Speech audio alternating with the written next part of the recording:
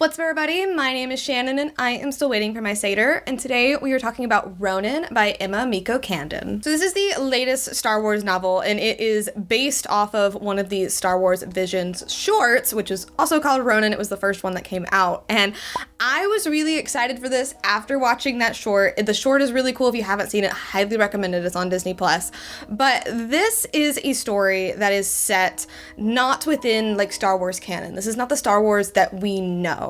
And like basically it presents the Jedi, the Sith, the Empire in a completely new light. We are following this traveler, we don't know his name, he's just the Ronin, as he is going around trying to eliminate the Sith, but we find out that he himself is also a Sith. There was this huge rebellion within the Jedi. They didn't agree with the Jedi, they didn't agree with the Empire, so they rebelled, they became separate, and basically they destroyed themselves. And it's 20 years later, we're existing still within the Empire. We have these Jedi clans and these princes that rule them. Like, this is such a crazy, crazy world when you look at it from just that Star Wars lens. For that reason, I would say, like, this was a challenging read. Like, this story was the author's take on Star Wars from a Japanese lens. She is Japanese American. She grew up in Hawaii. Like, this is her take on it. And it was so beautiful and so interesting to read. But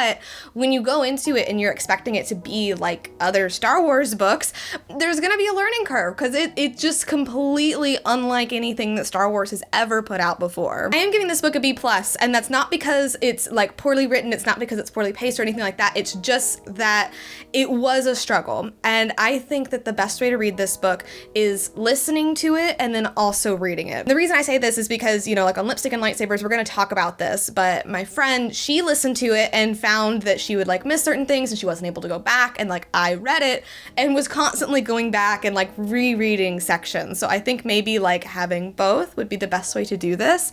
But overall, I did really enjoy this look at Star Wars and almost like what it has the potential to be and like what it still could be.